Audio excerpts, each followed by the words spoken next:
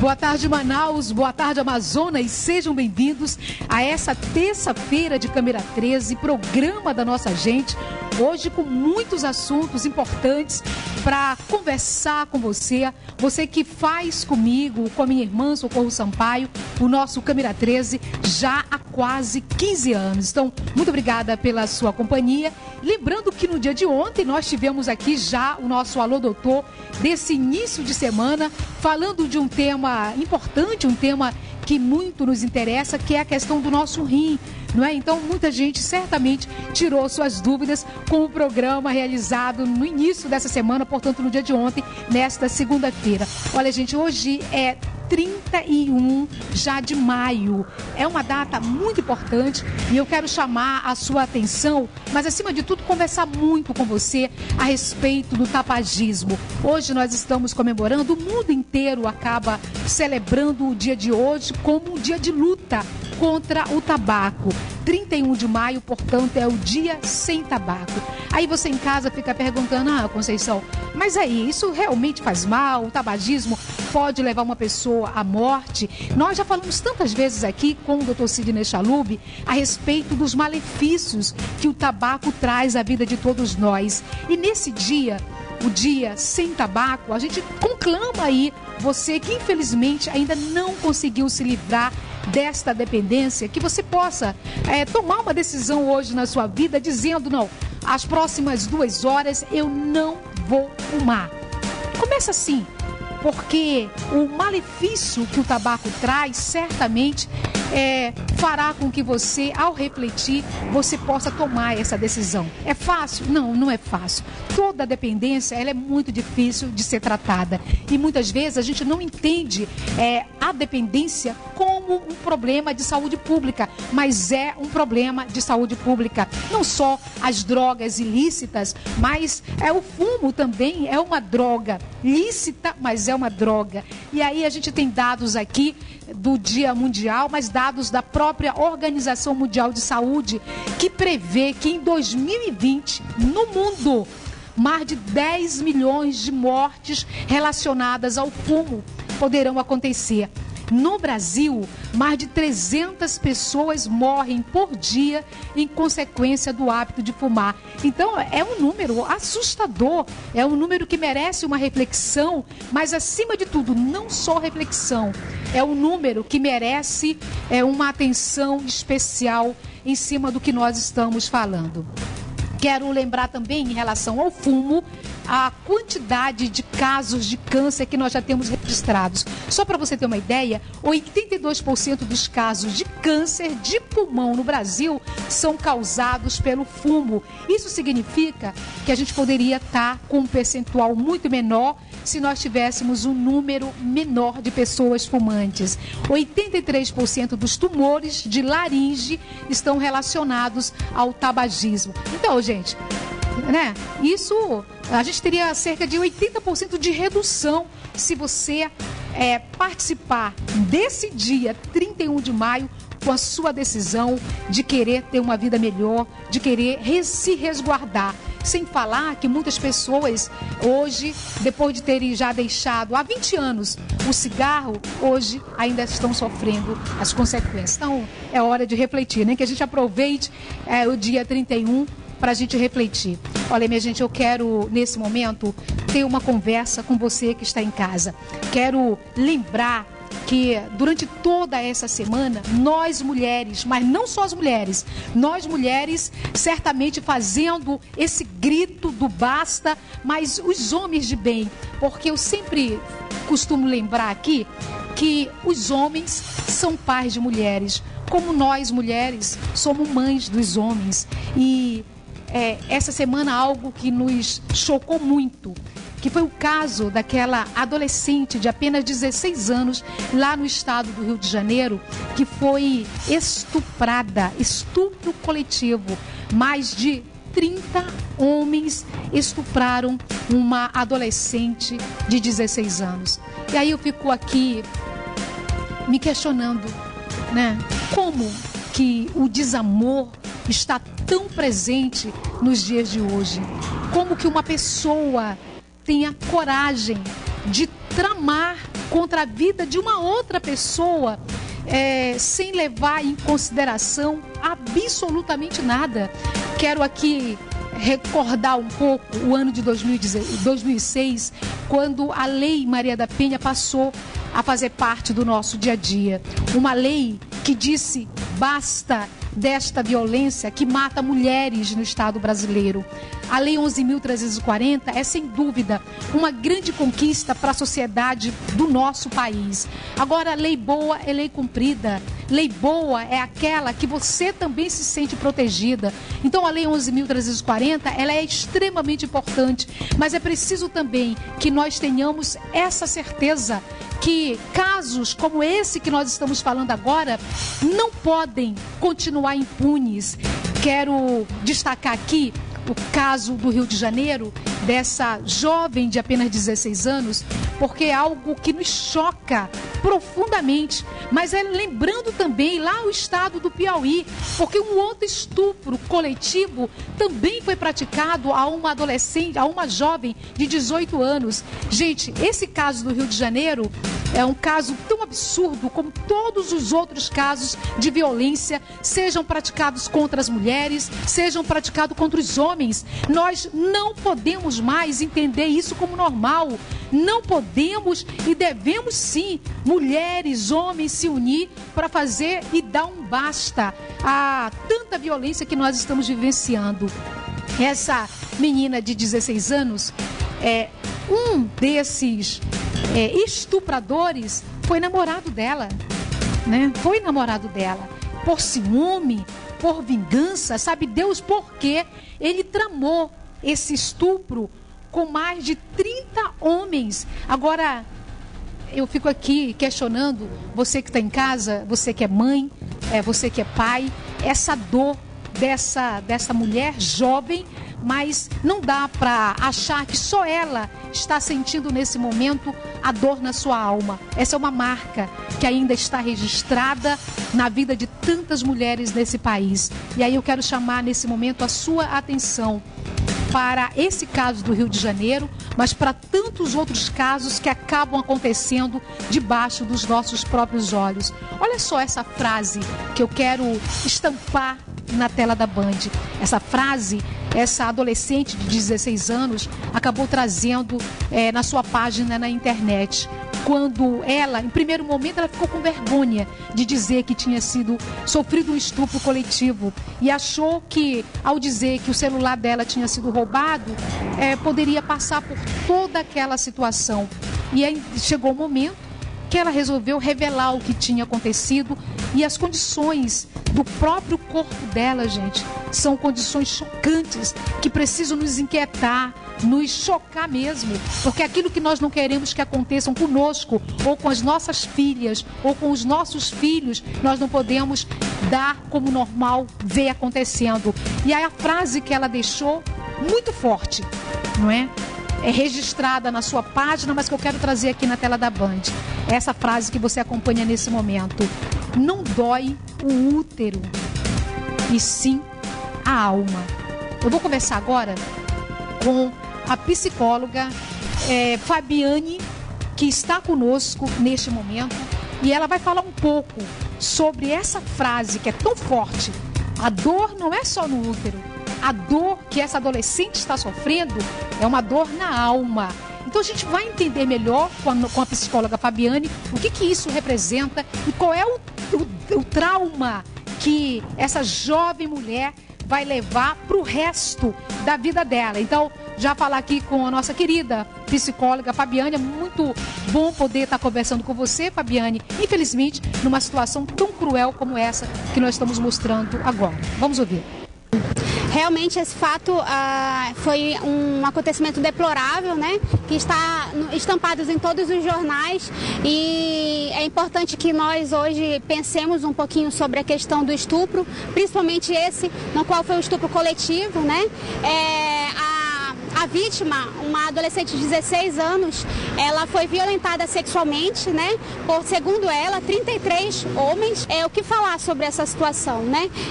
Uma mulher, quando ela passa por uma violência sexual, assim como uma mulher, um homem, crianças, adolescentes, no psicológico dessa pessoa ocorrem alterações, né? E o que seriam essas alterações?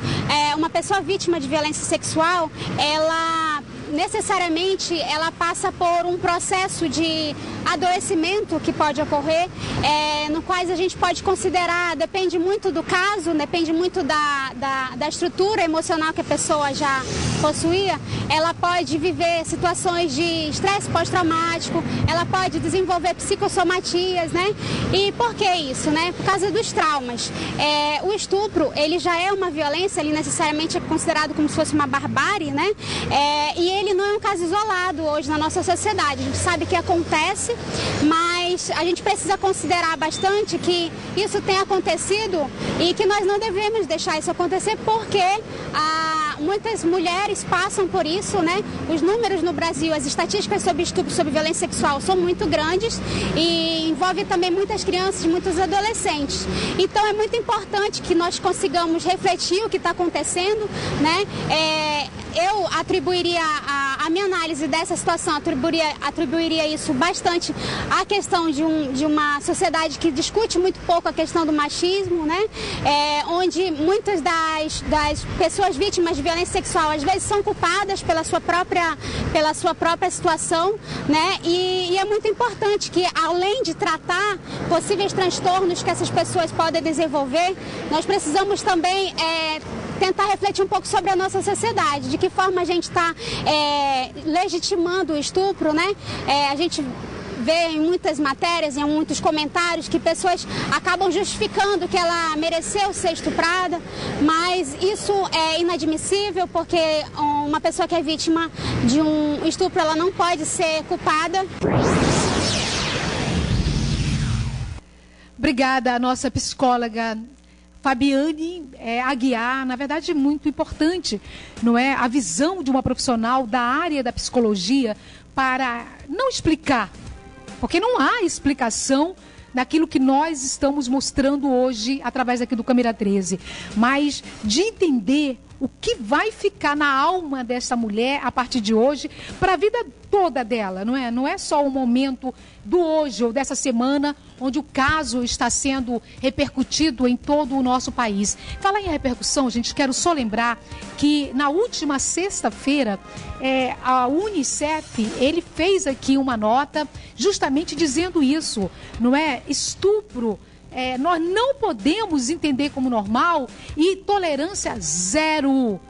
Zero. O próprio Código Penal, eu quero trazer aqui na tela da Band aquilo que determina o Código Penal em relação aos casos de estupro. Aí muita gente fica dizendo, mas uma menina de 16 anos, gente, não tem explicação quando... E ainda tem pessoas achando ou dizendo como se fosse normal, como se pudesse ser explicado o fato de uma adolescente já estar namorando ou se envolver com alguém que tinha uma conduta completamente já equivocada. Nada justifica um ato de violência. Nós não podemos querer justificar de forma alguma. Então o Código Penal brasileiro está aqui na tela da Band, determina a pena a casos de estupro, a reclusão de 6 a 10 anos, e essa redação é sobre a lei número 12015 de 2009, e no parágrafo 1º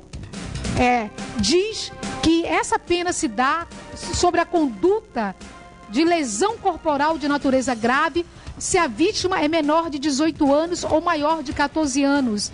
Isso muita gente tenta justificar dizendo, não, mas hoje uma menina de 16 anos sabe o que quer. Absurdo. Lembrar que qualquer estupro em relação a meninas abaixo de 14 anos é estupro presumido, sim. E fora isso, o próprio Código Penal brasileiro, nós mostramos agora, determina prisão de entre 6 a 10 anos, se a gente for analisar, ainda é um período curto para quem tem a coragem de acabar com a vida de uma outra pessoa. Então, nós queremos lamentar, queremos destacar, inclusive, aquilo que o próprio Unicef, na última sexta-feira, já decretou: tolerância zero para qualquer caso de violência contra as mulheres e muito mais em relação a casos de estupro como esse, infelizmente, que nós estamos hoje tendo que falar mas tendo a inquietação em poder dizê-lo.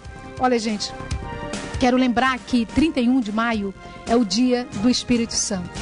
E quando a gente falou dessa violência agora, é importante que a gente tenha o temor a Deus. Muitas vezes a gente acha que vai fugir, né, da justiça dos homens. E quero lembrar o amor de Deus, mas a justiça de Deus. E o Espírito Santo, hoje 31 é o dia do Espírito Santo. E o Espírito Santo é o poder de Deus em ação. Então eu fiz questão. E que coisa maravilhosa, né? Quando a gente pode relembrar todos os dias o amor de Deus sobre a vida de cada um de nós. Que a gente possa aprender esse amor no nosso dia a dia, para que nunca mais nós possamos ser capazes de praticar atos tão cruéis contra a vida de uma outra pessoa. A gente faz o intervalo comercial e volta já já com você. Já estamos de volta. Olha, gente, vocês todos aqui acompanharam através do nosso programa a importância que tem o Prosamin, né? O Prosamin é uma área dentro da cidade de Manaus, na verdade várias áreas que acabaram resgatando pessoas que viviam dentro da lama. Isso, sem dúvida, é um resgate da cidadania, da dignidade humana. O problema é que hoje também algumas ameaças na infraestrutura, essas ameaças acabam colocando em risco toda essa conquista que nós estamos falando. Então a erosão do local está aumentando e aí as famílias que certamente são agradecidas porque hoje estão vivendo debaixo de um teto digno, mas elas também têm o direito e devem fazer esse tipo de reclamação, porque tudo isso que nós estamos falando acaba ficando em risco diante de problemas de infraestrutura que precisam ser enfrentados e resolvidos. A nossa equipe de reportagem, ela foi chamada para que a gente pudesse, no dia de hoje, nessa terça-feira, estar levando esse problema, mas cobrando aqui, em nome das famílias, as soluções possíveis e necessárias. Vamos ver. Estamos no conjunto de apartamentos do Prosamin Mestre Chico, que fica aqui entre o bairro da Cachoeirinha e Praça 14, aqui na divisa. Esse conjunto de apartamentos foi entregue mais ou menos há 6 anos atrás e hoje os moradores estão pedindo a reportagem do Câmera 13 para ver a situação do bloco 17. Esse bloco aqui, ele está com bastante problemas e os moradores querem fazer um apelo para a unidade gestora do Prosamin. Bom, o problema começa aqui por baixo, né? É o apartamento número 2 do bloco 17 e o proprietário é o Braulio e a dona Maria de Nazaré. Braulio, o teu apartamento aqui está com bastante problemas de rachaduras e vocês estão apreensivos. Exato, porque quando chove, então a água penetra por dentro da infiltração e a água vai toda para dentro. O que acontece? Nós já perdemos um guarda-roupa e uma cômoda. Então, todas as vezes que faz isso, eu já não durmo pela parte da noite. Aí eu já venho aqui para fora, pego a chave do meu carro, fico só. Qualquer hora, qualquer momento, se acontecer alguma coisa, eu sou o primeiro a pular, né? Vieram os engenheiros do Prosamin aqui. Aí, por último que vieram agora, eles disseram que iam falar com o engenheiro solo, que é justamente, parece que mexe com o negócio do solo aí, exato. Aí, até agora, estamos esperando por eles, até agora nada. Dona Maria, a senhora tem toda uma documentação que a gente está vendo aqui nas imagens? Tem. Vocês já procuraram, todos os moradores dos blocos aqui, dos apartamentos, melhor dizendo, já procuraram o Prosamin? É só que eles só dão 15 dias, vão passando. O meu aqui eu estou sendo prejudicada. Porque eu já perdi a cômoda, um guarda-roupa aí dentro, e eles vieram aqui, só dão 15 dias, que, como ele falou do rapaz que vinha estudar, né? Até agora ainda não apareceu. Deusileia, você já estava aqui quando foi inaugurado, né? Aqui o conjunto. Já, eu fui uma das primeiras moradoras. Agora, essa rachadura, você me falava ainda há pouco que ela foi consertada mesmo antes de ser inaugurado? Mesmo antes de ser inaugurada, já tinha um morador desse bloco aqui, porque eu moro no bloco em frente, né? Eles vieram, fizeram alguns reparos em vários apartamentos e um deles foi aqui. Bom, para que não haja nenhuma dúvida, a gente vai subir agora aqui no segundo andar, onde mora o Abraão, né? Um apartamento aqui desse segundo andar, já que o bloco todo está tendo avarias. Abraão, aqui também o problema persiste como no primeiro andar e também no térreo. Sim, persiste. Ele está se rachando a parte do quarto por cima, nas paredes lateral do quarto, tudo rachado. Bom, eu estou agora em um quarto do apartamento 4, né, que é da Rosângela. Rosana, aqui vocês correm sérios risco, né? Isso. De desabar ou coisa parecida. Isso é verdade, porque nós já fomos no Prosamin, Já veio várias pessoas aqui de lá aqui e só fazem olhar e bater foto. Manda a gente botar papel aí. O que adianta a gente colocar papel aí? Entendeu? Que se o papel rasgar, aí eles vão tomar uma providência. A gente vê que o tijolo está desalinhado. Esse tijolo ele era como esse aqui, olha. Só para você ter uma ideia, era como aqui, olha. Tá? Ele era normal e aí saiu da posição, tá? E com isso, os moradores estão com muito medo, porque, como a gente falou ainda há pouco, aqui nesses blocos, né, do Prosamin não tem coluna. Ediane, aqui também está tendo rachaduras. Aqui tá tendo rachaduras, está cedendo, inclusive lá dentro do banheiro, por ele mesmo está saindo. Isso aqui é uma rachadura? Isso é uma rachadura aqui, ó. Você passou então cera aqui? O que foi? Aí não aparece muito. Muito, mas é cera que eu passei. Bom, depois de mostrar toda a situação do Bloco 17, o programa Câmera 13 vai fazer a sua parte, que é justamente entrar em contato com a unidade gestora do Prosamin, né, o escritório, para ver qual a resposta que eles têm em relação a esse bloco aqui no Prosamin Mestre Chico. E a gente espera que seja resolvido. Muito obrigada, Gerson, pelas informações. Olha, essas reclamações, é claro que se você está dentro de um imóvel, aí você começa a ver as rachaduras acontecendo ao desespero, porque você, e não tem ninguém a obrigação de entender, não é da parte de engenharia, por isso tem pessoas contratadas, empresas que foram contratadas para poder justamente ter essa avaliação concreta. Então os moradores estão vivendo esse desespero, porque a gente vive aqui na cidade de Manaus, a gente sabe que tem dias que chove demais, tem dias que está muito calor. E será que essa estrutura toda suportaria, não é, essas mudanças que nós estamos vivendo também? Esse é o questionamento que as pessoas estão fazendo. Quero lembrar que nós, mais uma vez, estamos repassando essas informações para quem de direito deve responder aos moradores. É importante a gente lembrar que antigamente as imagens também dessa área ali do Mestre Chico eram imagens terríveis, né, das pessoas que viviam dentro dos igarapés, colocando a vida também sua e da sua família em risco de morte. Então, a mudança, ela é extremamente importante e foi. Ninguém pode deixar de reconhecer como que a área ficou melhor, como a dignidade das pessoas certamente foi alcançada. Agora também não dá para deixar de levar em consideração a dificuldade das pessoas em ter o problema resolvido. Quero colocar aqui na tela da Band o telefone de contato, que é o telefone lá da unidade que gerencia o Prosamin aqui. Então é importante que você agende, ligue mesmo, é o 3878-7212, 3878-7212, portanto é a unidade gerenciadora do programa do Prosamin aqui no município de Manaus. Gente, vamos dar agora uma voltinha nas redes sociais do nosso programa,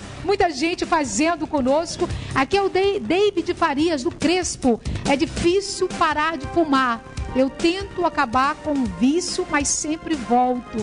David Faria. David, é verdade. A gente sabe que não é fácil, como nenhuma dependência é fácil de tratar, não é? Então é bacana que você possa procurar aí uma unidade de saúde, procurar alguém também que com todo um trabalho clínico possa fazer essa ajuda, mas tenha certeza que é possível e a gente espera que Deus lhe dê força, bom ânimo para você vencer esse mal que mata tantas milhares de pessoas, como aqueles números que eu mostrei no início do programa de hoje, em todo o mundo e em todo o nosso país. Na tela da Band, Gilson Andrade do Parque 10, Conceição, que absurdo esse caso dessa jovem no Rio de Janeiro, é verdade.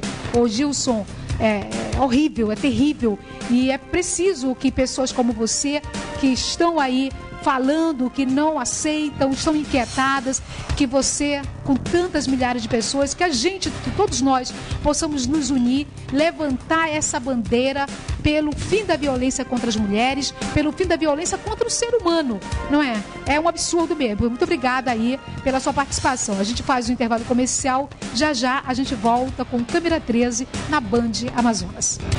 Já estamos de volta nessa terça-feira com o nosso Câmera 13. Gente, o mês de maio passou correndo, hein?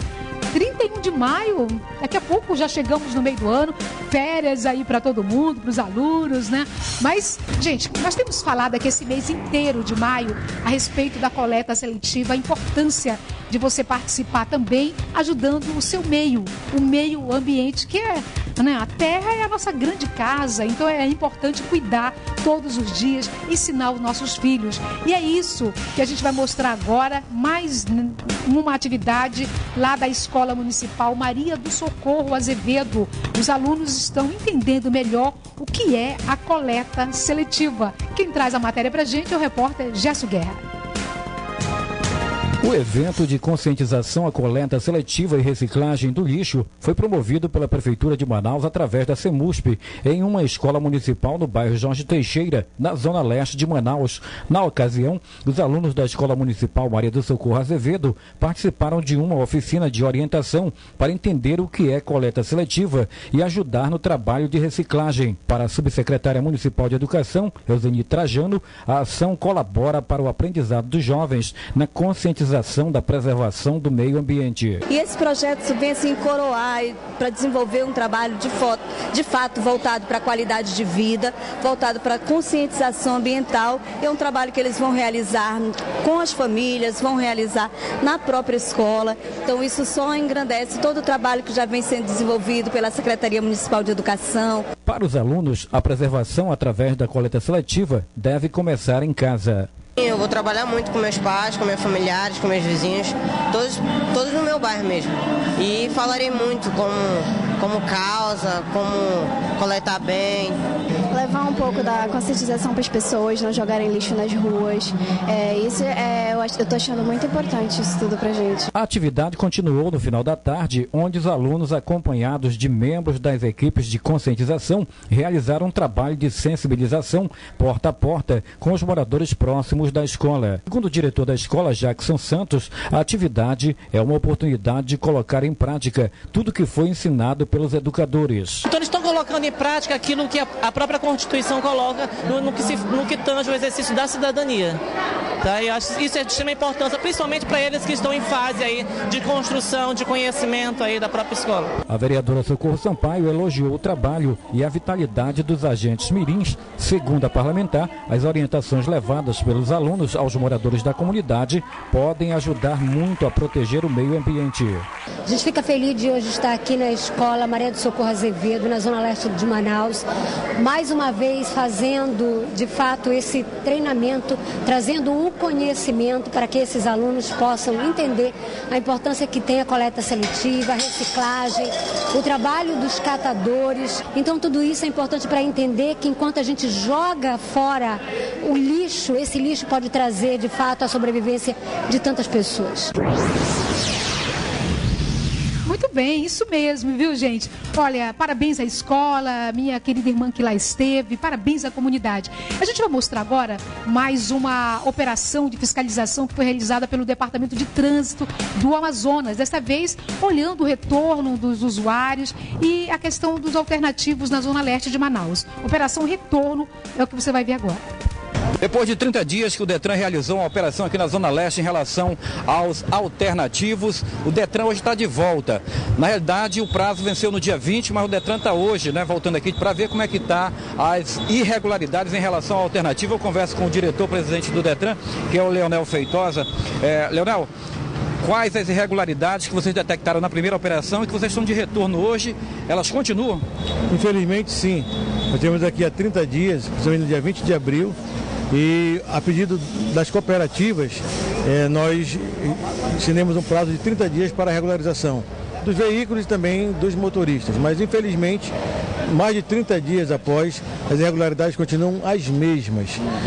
Pneus desgastados, veículos em mau estado de conservação, superlotação dos veículos e o mais grave disso tudo, motoristas sem habilitação. Então isso aí é prenúncio de uma tragédia.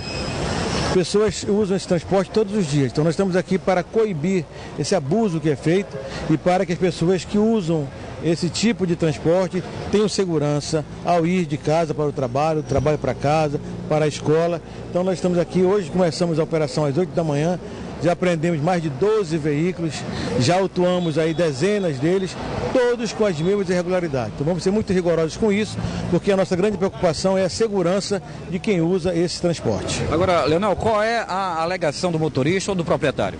Olha, hoje não tem mais alegação. há 30 dias atrás pediram um prazo para se regularizar, que o veículo tinha batido, fazia uma semana, que não tinham tido tempo ainda de pegar a carteira, a documentação, mas 30 dias após, não tem mais desculpa.